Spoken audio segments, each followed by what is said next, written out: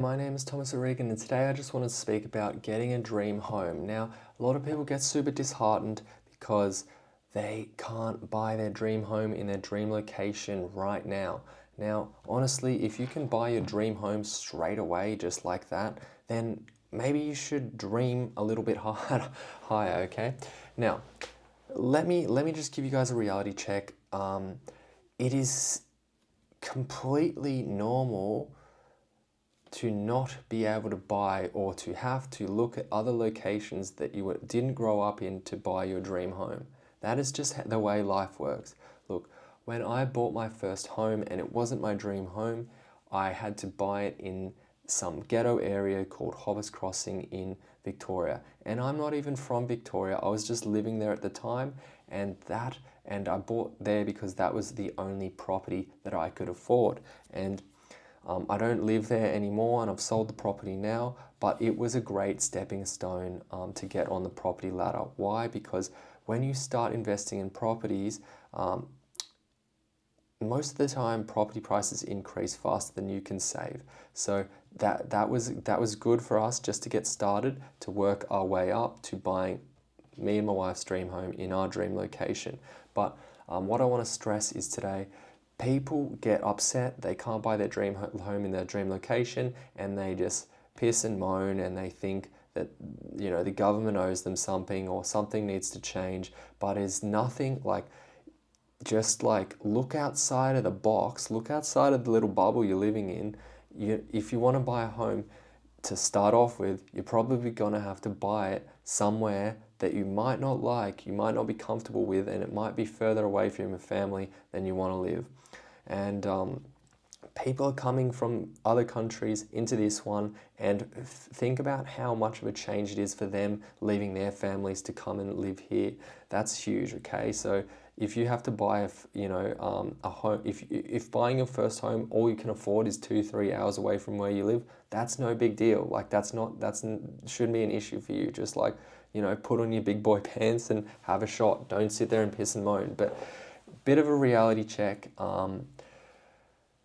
My mum grew up in a freshwater area, which is where I live currently, and she had to buy, when she bought a house with my dad, they had to buy their house in a cheap area, which isn't really considered a cheap area now. Funny that, huh?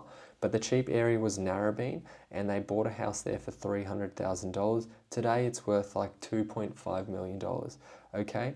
Now, people in Narrabeen now are upset because they can't, the generation that was my parents' generation, people that are my age now, that have grown up there their whole life, they can't afford to buy a home there anymore. So they get upset, and my point is they get to the point where they just don't take any action. They think something needs to be done, and when I say something needs to be done, something needs to be done that is not them.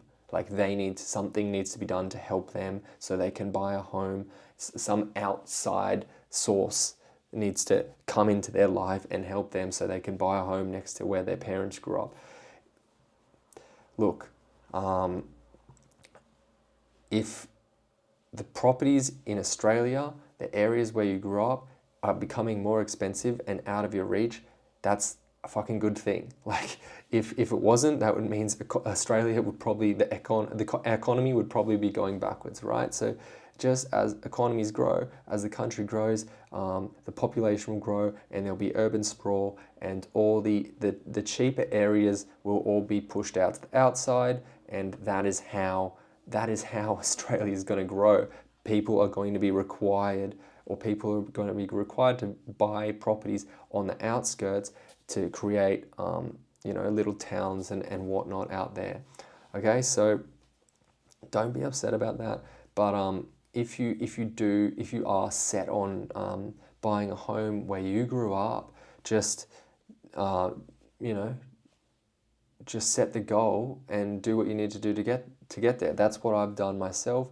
Me and my wife want to buy a home here in Freshwater, and we've set a path to get there.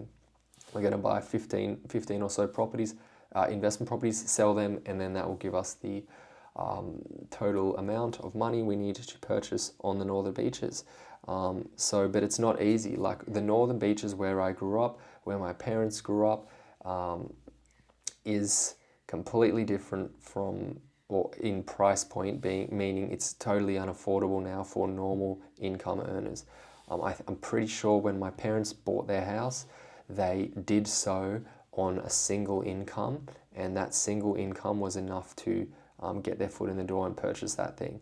Today, it's very rare for people, even on dual high incomes, to be able to afford to buy a house on the Northern Beaches without some sort of huge cash injection or, like high level executive paid jobs. Okay, so the people that are moving onto the Northern Beaches now are like business owners, wealthy business owners, people that have had exits, multi-millions dollar sales, and that sort of stuff.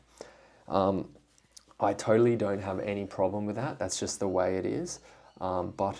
If you, even like people think, they're like, oh, it was so easy for you when in your day, right? Referring to their parents. And it's like, my parents had to buy in an area where they didn't want to live, right? That's how they got their foot in the door.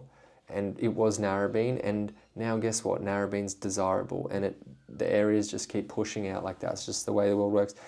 But even if you look at my grandparents, right, you would think it'd be easy for them, right?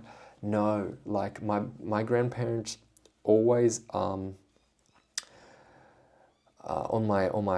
my dad's side anyway, they always upgraded their home, and they bought a new home, upgraded, and they always upgraded into better suburbs, right? They didn't just start with the dream home at the start. They worked their way up there from like ghetto areas where no one wanted to live to now one of the most desirable areas in Sydney to live, where the most expensive real estate is. You gotta work your way up to getting a dream home. It's not just going to be handed to you. Please get used to it and make a plan to get there if you want to, or just come to terms with the fact that you're going to have to make a bit of sacrifices to buy your first home. See you guys next time. Bye.